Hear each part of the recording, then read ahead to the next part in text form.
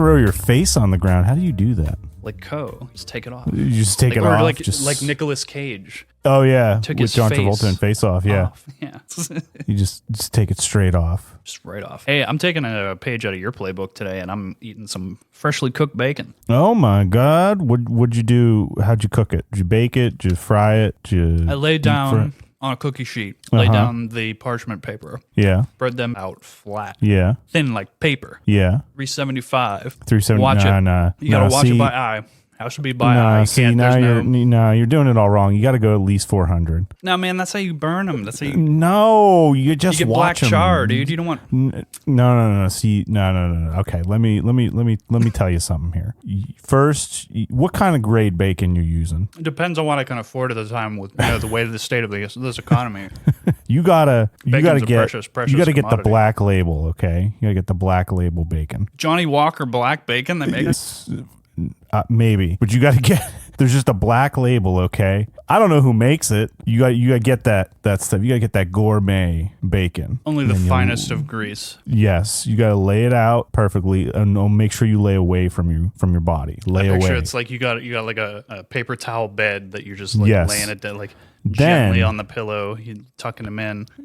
What you want to do is take a little bit of brown sugar. Oh, yeah. Any kind of sugar, really. Like if you sprinkle it. Or maybe like sugar in the raw even. I've never tried sugar in the raw. That'd be interesting. Just sprinkle just a little bit on top. Pop it in the oven for like 400 and just watch. Because it's going to bubble and it's going to caramelize on top of them strips. Oh, yeah. This is just turning into a cooking episode.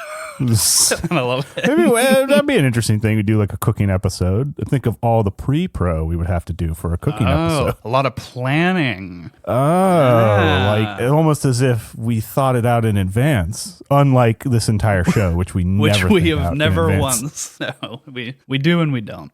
Yes, we do. We do sometimes. Yeah, sometimes we have to go by our instincts, but that doesn't always work out so well. But yeah, I did want to talk because I've actually been I've worked in the past and had issue with not getting PrePro from other collaborators, and it can really make you pull your hair out on the day if you don't have it, because you're trying to figure out and you're trying to make this whatever thing as good as possible, and if you don't have the information to do so, it can be very infuriating. Yeah, and we'll mostly be talking pre-production from a film standpoint, but some of the stuff we'll talk about can apply to various things. Yeah, no, just the concept of pre-production, just planning, whatever you want to. You know, for film we call it pre-production. PrePro for short. PrePro, yes, but it's just that sense of like planning, outlining, organizing. So there's a lot of things in here that a lot of the time for our show, not to give away our sauce, as it were. A lot of the time, you and I just tend to make an outline of bullet points we want to hit. And it's like it can act like a skeleton to get us to get our spaghetti monster through this mess of life. Yes. And it all comes down to two. You got to know how you work as an artist or a creative or anything. Like, doesn't necessarily have to be a creative standpoint, but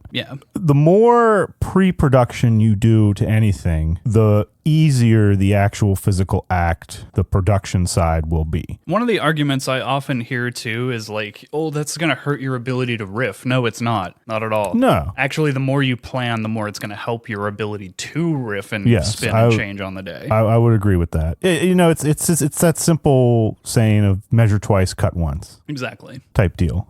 Think twice, act once, if you will. I was trying to come up with, there was a horror thing there. I was like, with measure twice, cut once. I was like, couldn't get it fast enough. Joke gone. But yes, so we're talking about the pre-production phase, specifically of film. Yeah, which I thought about it, and I was like, I wish somebody had like sat me down and explained this before the first time I got on a set. Because like it would have saved me so many headaches over a long period of time. Yeah, and just to be clear, there's essentially 3 agreed upon stages. There's when you go into the actual shooting and making of the film, there's pre-production, production, or principal photography, and then post-production. We will be talking about stage 1. The thing that I've always had in my head with PrePro is it's the only phase that, it's the most importantly so phase that once you're done, you can't really go back and change it. Like you can't go back and retroactively plan out once you're in it. You know what I mean? Oh, like once you're in production, you mean? Yeah, you're saying. It's like, an absolute nightmare to try and go back and redo pre-pro. Okay. Or try and do pre-pro when you haven't done it in the first place. Oh yeah. I got you. Okay, I thought you were saying happen in for a real second time, there. and it is not okay, pretty. I was getting confused there for a second. I was like, wait a minute, Brian. Pre-pro is all about like trying to hammer out the details, and if you make a mistake, you correct it. But I understand what you're saying now. Like once you've left pre-pro and you're on set, and then you're like, oh, I didn't do pre-pro, like, and then you try, like, I've watched a director sit there and try and do like script lining or script breakdowns, and like while you're shooting the script, you're like, no, you can't do that. That's going to be such a mess because you're trying to split your focus. Obviously you can, but it's not advised, or it's really going to make it. You're adding much more difficulty to It's a huge mistake. I've made a huge mistake. Nobody drink the beer. The beer has gone bad. But yeah, so in terms of pre-pro, I know it's a lot of people always ask me, it's like, what's the best way to do it? There's a lot of different ways, and from small budget to big budget, there's a lot of obviously different things that can come into play. Yeah. On most of my experience, as long as you have a shot list, some form of script breakdown, and overheads, I'm talking specifically from the director DP standpoint, because that's where my largest amount of experience is, but I know it's very important for sound as well, for tech scouts to be there so they can iron out, okay, what's going to be a potential issue on the day. I remember thinking back to, we were watching Project Greenlight back in the day. They didn't bring sound on the tech scout, and they were right under an airplane path, and they scouted in a period of time through the day when planes weren't actively flying over, so they didn't know that. Yeah. And so you want to try and identify as many of those potential issues as possible before you get out there and there's nothing you can do about it. Yeah. Or if anything, it's trying to make yourself just aware that if you do run into this issue, here are your options to correct it. Essentially how, like they say, you want to shoot, for example, one of a more basic thing you're taught is try to schedule your exterior shots first. In your production schedule. Yeah. Because if you run into weather, and we all know weather is unpredictable at best. It's a lot easier to fake an interior shot than it is an exterior. Yeah, and you can always have like a rain shoot. Just like, okay, we can't get this shot today, so we'll move this to something else, and we'll reschedule this exterior shot for later in the production schedule. Because obviously, if you clump all your exterior shots in the final week, and 4 out of the 7 days it rains, and you can't shoot where you wanted to, well, then you're kind of screwed. You have to, if you're in the studio system, you're going to have to ask for more time and more money. A ton more money, because it's the bigger the machine, the harder it is to turn the wheels. Yeah. So and I say this consistently in terms of any kind of production, pre-pro is God. Like, you have to have pre-pro. So you're going on the oh, I had something there. I had like a pun. I could smell it in what you're saying. Yeah, it's something good. But it really is God. If you don't, I've worked with people before who've argued saying, "Oh no, you don't have to do that." I'm like, it's not just for that one person. It is for everybody else that is working with you to help you as much as possible. To not have it is a bad boo boo. It does not help anybody to say no. That's just avoiding work, in my opinion. Oh yeah, no, I would agree. To someone who's like an adamant, like, nope.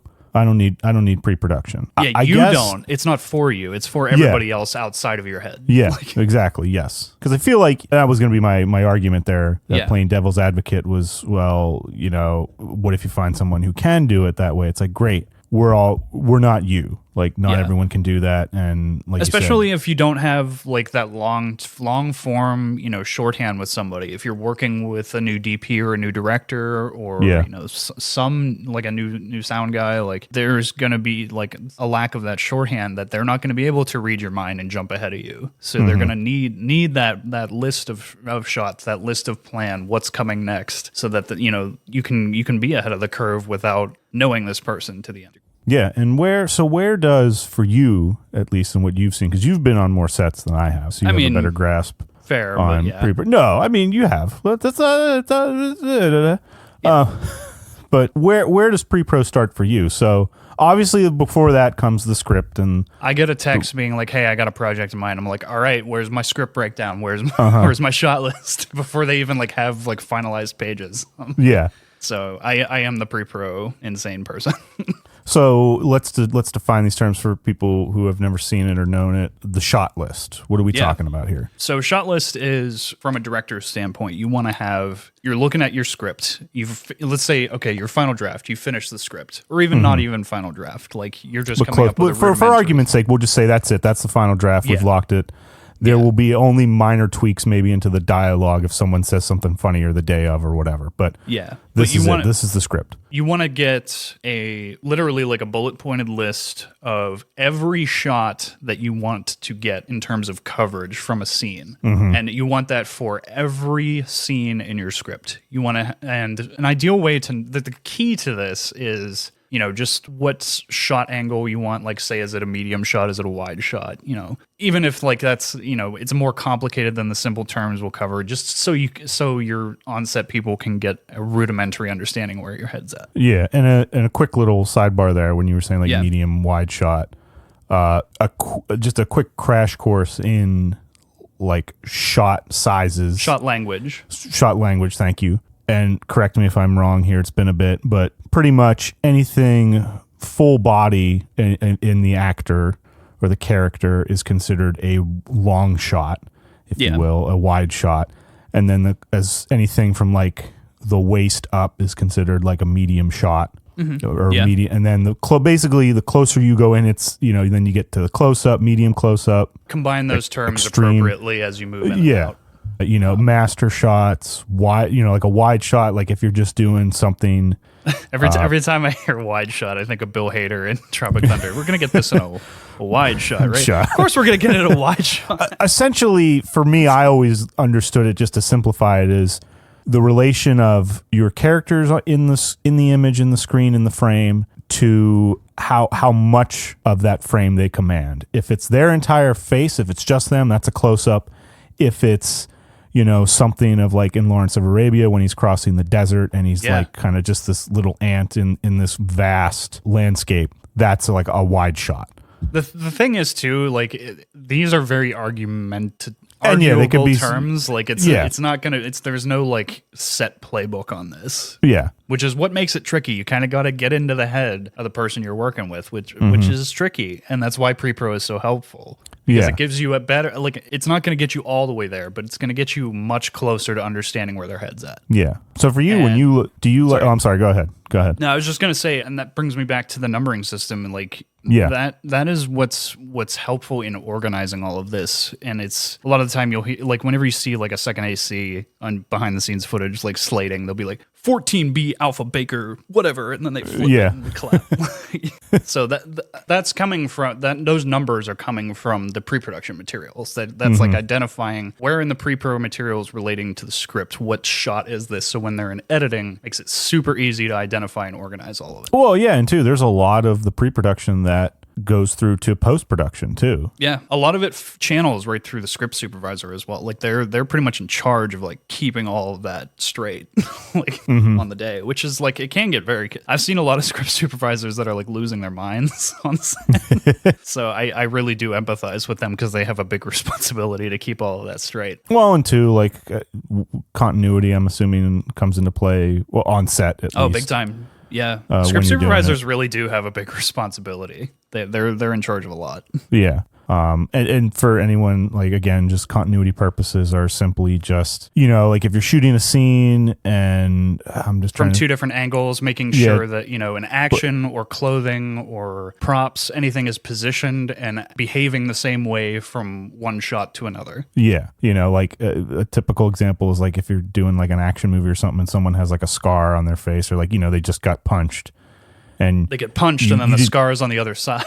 Yeah, and then like you got to shoot one scene one day, but then you have to come back like a week later and then reshoot it again or something. You got to make sure that is adding up, and you will. And it's tough. No movie I don't think doesn't have some aspect of a little bit of continuity errors going on. I was watching The Dark Knight the other day. There's a really bad one in The Dark Knight. Well, not really bad, but in the scene where they're in the like new Batcave with all the computer monitors and stuff, like cutting back and forth between Alfred and Christian Bale, like it's like shot to shot, his Bale's head is down and up and down and up. Oh, okay, yeah. Like every time I see it, it sticks out to me. But yeah, I was just saying like that, like the continuity comes into play. Yeah, it's important because I mean it can really screw up a day. So you have your shot list, and do you now when you're looking at a script? Do people still do? I remember we were taught like, okay, you're looking at the script, you draw a line vertically down through the dialogue and the action. That goes into script lining, or I've also heard it called script breakdowns. Okay, yeah, go ahead. That's where your shot numbers from the shot list come into play, and they're very important. Typically, like how I number it is like,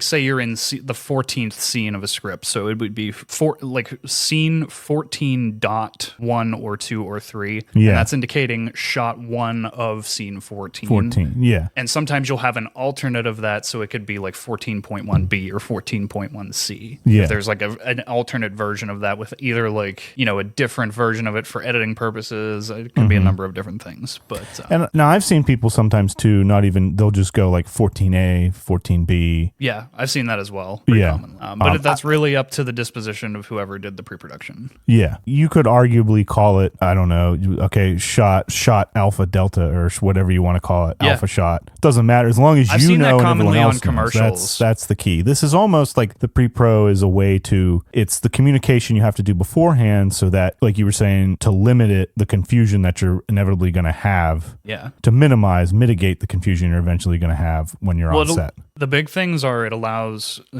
between shot list and script breakdowns. Those very important things allow your crew to draft overheads and account for, all right, what shots are going to be got where, and how can we set up A, camera, and B, lighting in the most efficient ways possible to get the maximum amount of coverage in the shortest amount of time. Yeah. And what is an overhead for those of us who it's like don't know or who have forgotten? Picture you're looking at a room or the set that is built to look like a room. You're looking at it from the top down. So almost like the blueprint. Yes.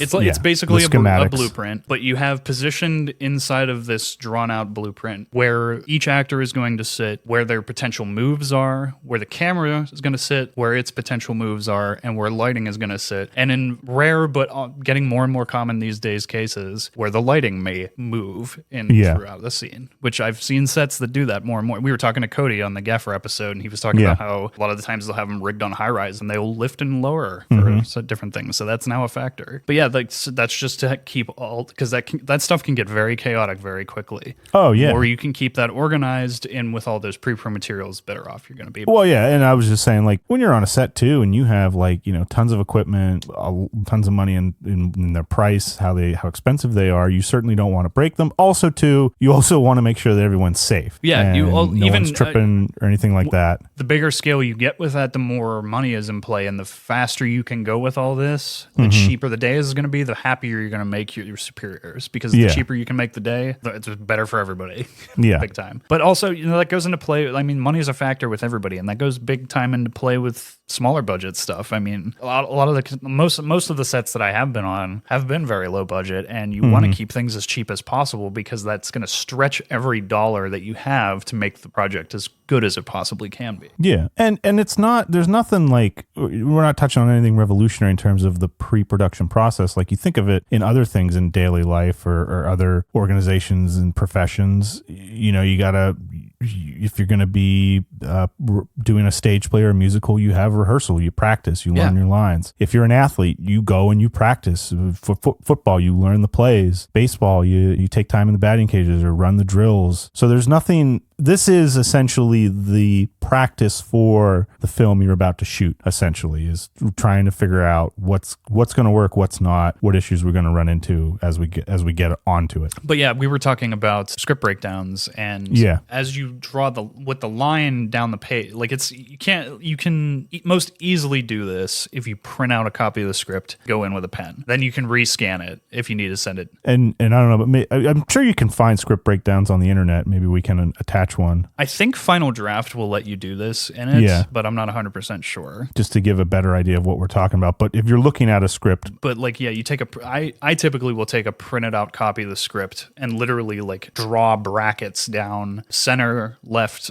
of page, right of page of the script. And those will indicate, like, so you write the shot number over it, and then the line will indicate over what period of dialogue that shot will take place. So then you can look at that and identify and like literally break down the script in terms of what coverage you're planning to get. Yeah. And it's I think that in coupling with overheads and a shot list, those three things are the most important. If you can have those three things, you can have an efficiently run set. It's strange too how, like, because this is, what is it, the left brain? What's the right brain, the left brain, whatever, the opposite. This is the logistical side of making art or film in particular here. This is where that, okay, I got a plus B equals C type deal here. I have to have this many shots on this day. It's going to cost me X amount of money. I need this many people. We're going to need this many hours to do it. So this is where you have to flex the other side of your mental capacity. And honest to God, this is what I live for. Like I love PrePro to death. Like he loves PrePro, ladies and gentlemen. He loves PrePro. We've talked before about how I love to dive into lore and stuff. I'm just as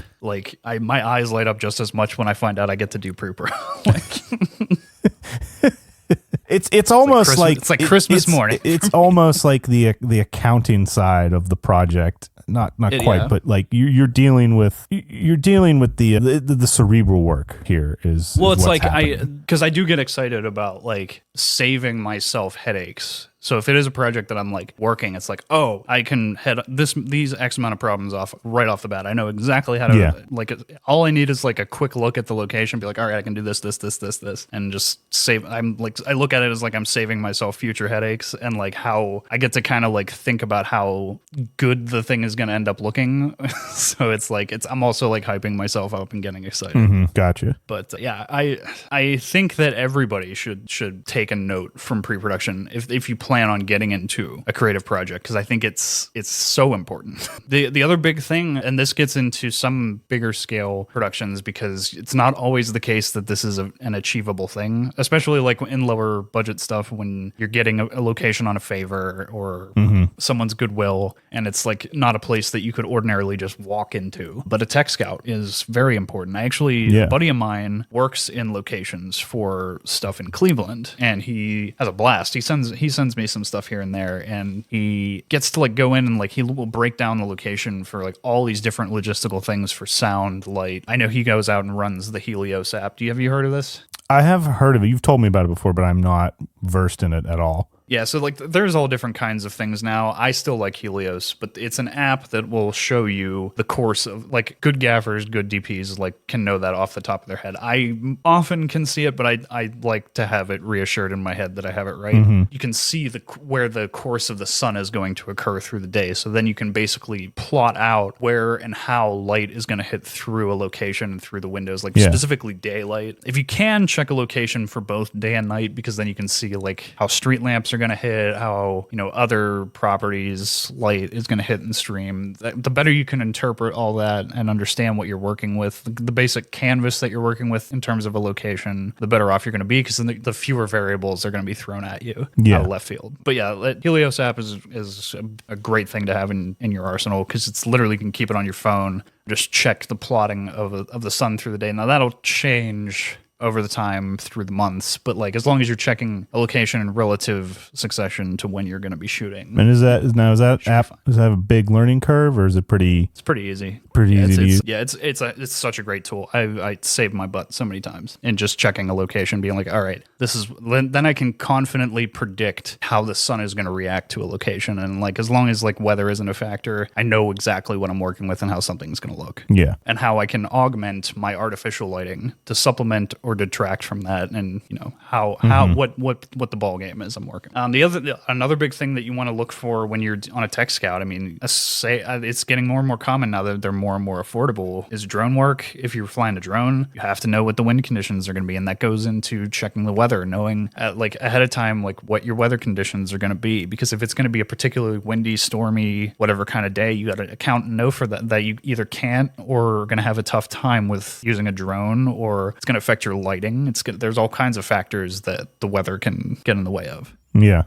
Also, too, you got to look out for, like, there's a lot of ordinances out there now that don't allow drone flying in certain areas without prior clearance. So that's always a thing you got to look out to. Also, too, and anybody who's flying knows a lot of this stuff now, but I mean, a lot of places will not let you fly without a license. If there is, and here in Pittsburgh, if there's a football game going on, it changes everything. Because that's all, the Steelers are the only thing that's important. Yes.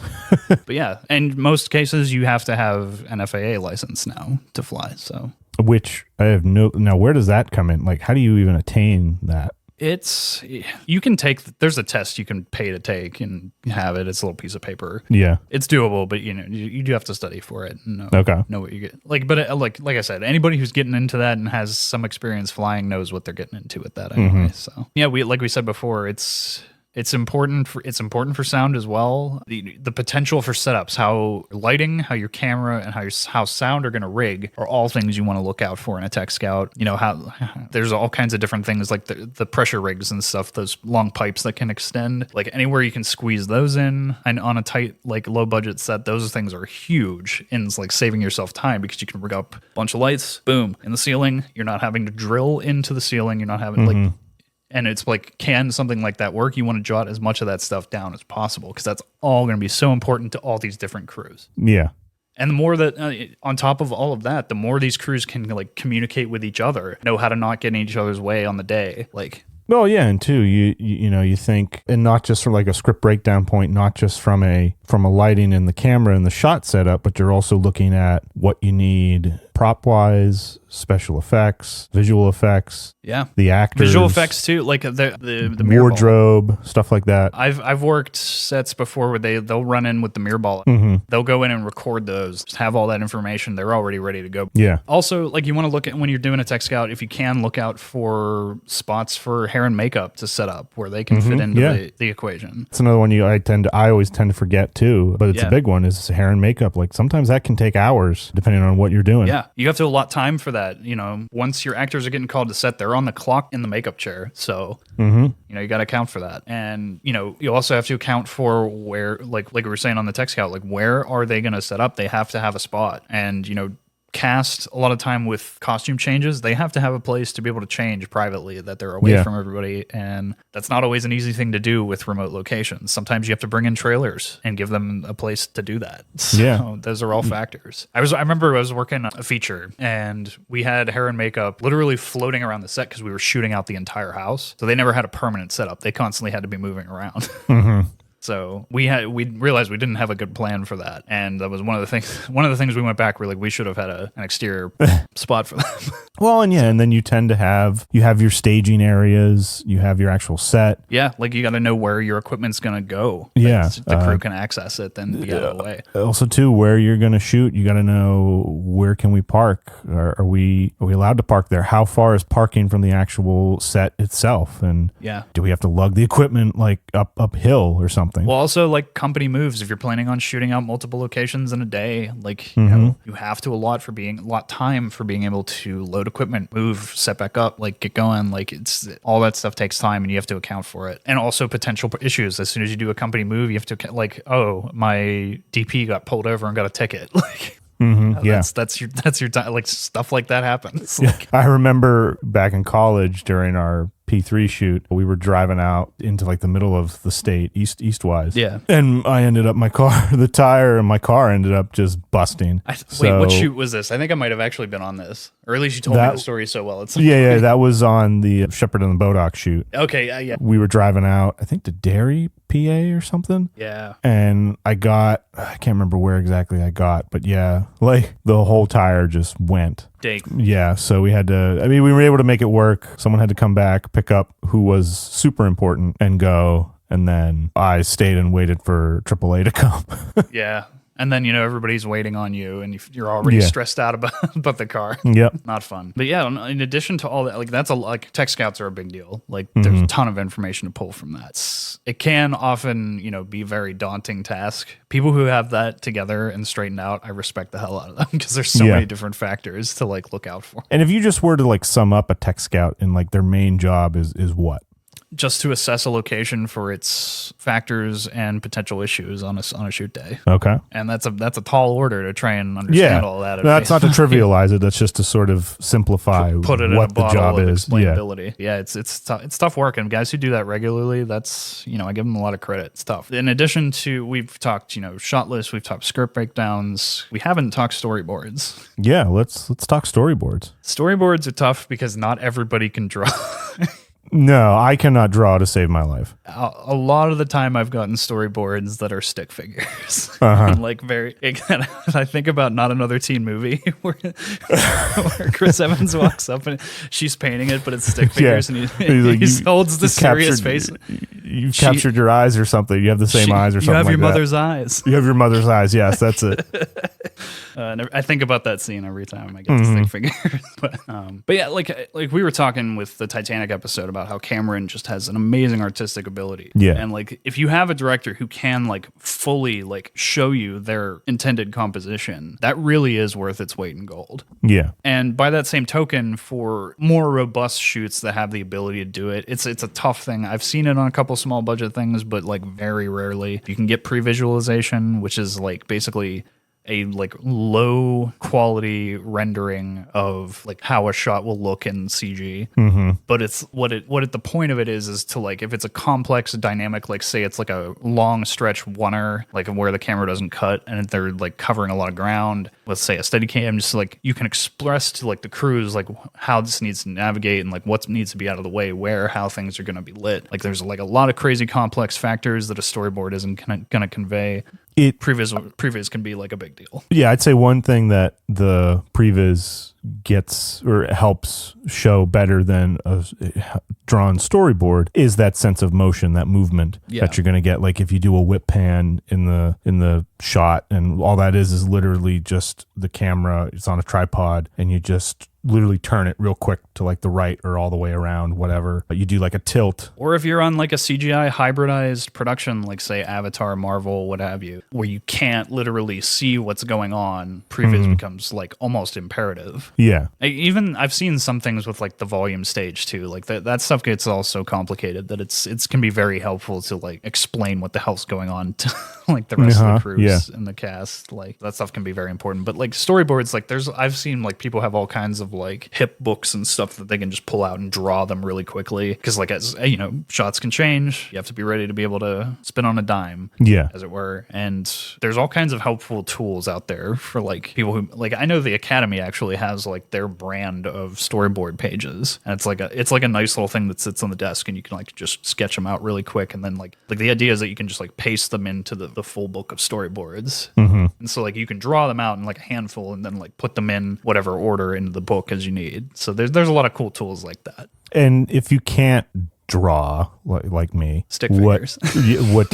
Stick figures, like do you think like, I don't know. I always honestly, you want to know what I did as sort of a compromise? I would use like Legos. You cut the celebrities out of People magazine. No, I would use like Legos, and I would set up the shot with the Legos and just take a picture and be like, okay, it's going to look something like this. Yeah. Well, I actually didn't include that on the list, but they showed us a bunch of that at school, like just settings, like just to give like the shot compositions and like what is intended. Yeah. Like you can shoot them. Like say it doesn't even have to be like the same looking location, but just so you can get like the shot languages even. Yeah. And understand like what you're going for from that. And I mean, like if you have a phone today, you have a camera with you. So that I'm just saying that's an alternative to, that's what I learned, if you can somehow use what you have just to get closer to the vision, the image you want to be up on screen, all the better. And too, by the same token of previs, I think the two like indications of a big budget production are if you have previs and if you have concept art.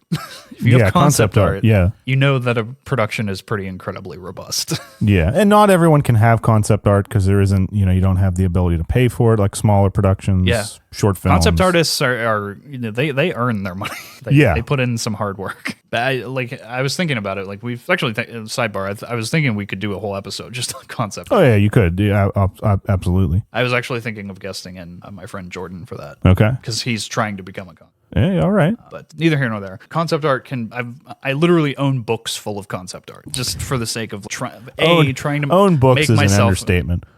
Yes. Like just trying to make my artistic ability better so I can quickly sketch on the day and try and get somebody to understand what's in my stupid head.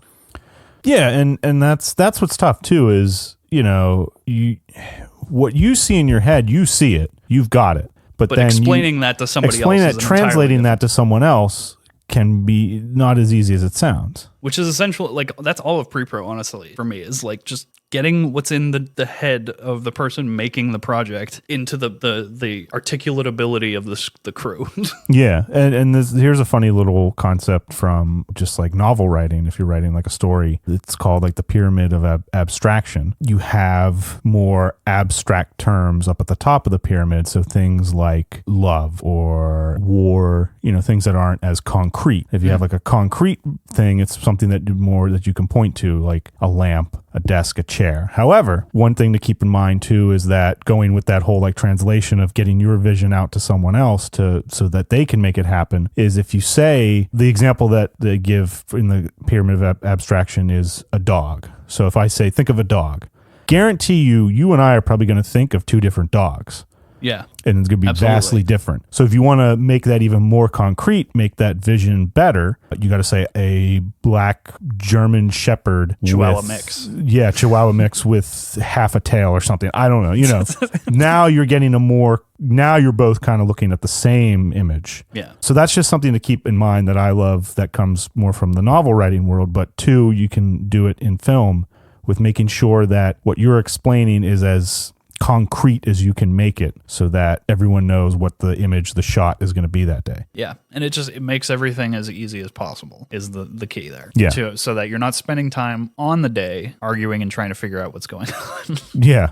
Although sometimes you will probably spend the day arguing. That's still going to happen, but the idea is to limit it as much as possible. The mitigation process is what PrePro is meant for. The other side of the coin are like crew members who don't read the PrePro that's provided. Yeah. Which just can also be a factor as well. I don't read the script. Script reads me. Nothing is more important than PrePro. I can't say that enough. I'm just going to keep saying it for the last 10 minutes of this. PrePro is very important. Well, yeah, and so I'll spin it off a little bit, take it into the literature world here. Yeah. One of the big arguments when you're looking at writers is, are you a planner or a pantser? Are you an architect or a gardener? Yeah, man. No, like flying by like the seat of your pants. Pantser is... Anyway... Cut that. But it's just a way of like, do you prefer to outline your story a lot? So some writers will the agreed upon or the reputable thing is to come out with a book a year. If you're like a big time professional writer, big time author man coming out with a book a year. No, I'm just saying, not me. I'm just kidding. I didn't say I was. You kidding me? I'm just saying like that's what the industry demands usually. 2 years maybe. But whatever, doesn't matter. Point being is like, if we break it down into a year, there are some people who will take like 8 months just outlining their stories, doing tons of PrePro, and then they will then just do a fever-induced writing session for the last 3 months of the year, actually write out the draft. But one of the things that if that works, that's what they do. They have less mistakes than they have to correct in the actual written draft. And you're not having to go through multiple revisions. Yeah, you don't have to go nearly as multiple revisions as a gardener or a pantser would do. And that's someone who just hates outlining and just kind of writes as they go, because for them, outlining is that discovery process. Discovery writing, there's the other one. There's the more pertinent term. Discovery writing is that sense of literally discovering the story. Even you don't know it yet. So you're kind of telling it to yourself. And for writers who enjoy that process more, they don't like the outline, because if they outline too much, then they've already told themselves the story and they sort of lose that energy for it, that passion to want to tell it.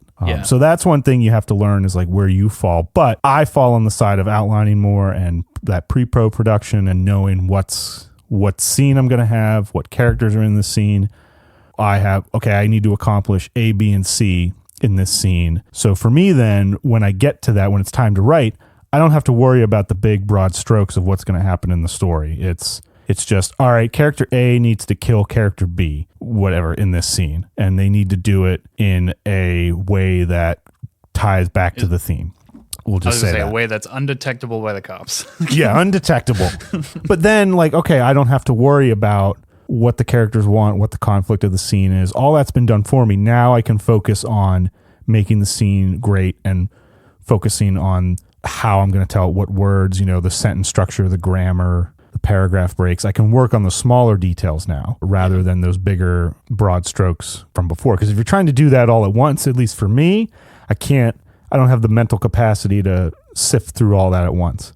Yeah. That's the other thing is in terms of all pre-pro, like this the scale of production is just a mentally insurmountable amount of things. You just can't wrap your head around all of it, which is why having a plan, like exactly like in Tremors, you got to be like Earl Bassett and Valentine McKee.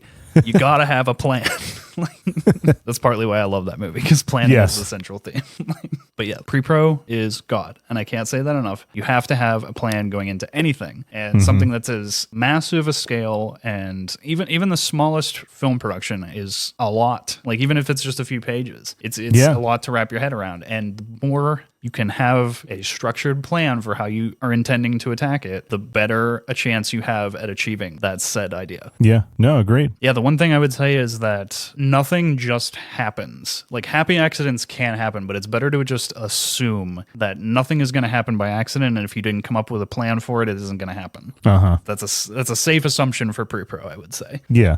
Like just go in knowing that if you don't have it on the page, if you haven't written it down, it ain't going to happen. Well, and that's something I think, just actually writing something down physically, there is like a sense of, I don't want to use the word catharsis, that's not what I'm looking for, but an act of contrition, or like it becomes real now. It's no longer, you just get it out of your head, and that makes it that more real. Even if you just say, even when you just make it tangible, thank you. You've actually created something now, even if it's just a to-do list or a shopping list. Yeah. I still prefer, and I'm more old school, I still prefer to write things down first. Oh, we've said before, I like the combination of the two. I like the efficiency and ease of use with digital notes, but I don't retain anything when I write them. Yeah. But they have a different kind of value. When I write things down, I always transfer it digitally and vice versa. Like if I only have my phone on me, I can write things down in a quick digital note, I'll go home and write it down. But like also too, like I've started carrying, like they're not the official brand field notes, but I carry a little field notes book with me pretty much everywhere because I like the ability to write something down. And maybe that's just more of a generational thing. I don't know how someone younger than us would feel about that. Maybe the digital thing still works for them too. Better, that's fine. I think but though getting it out of your brain and onto some sort of medium, be it digital, written, rent a plane and paint it in the sky. I don't care. Chuck a bottle out with a piece of paper in it. Yeah. Actually doing that, you've started the process now of getting it out of your head and making it something tangible, like you said. As soon as you start writing notes down on paper, then you have become a writer. It's like, it doesn't matter how good a camera you got, how much marketing you've done. Now you're getting into the what is it, Rocky IV? It don't matter how hard you get hit. How hard you get hit. Don't matter how hard you hit, as long as you can get hit. Hey, come on. Cut me, Mick. Hey, yeah, come on, cut me. Cut me, Mick. Cut me. Okay.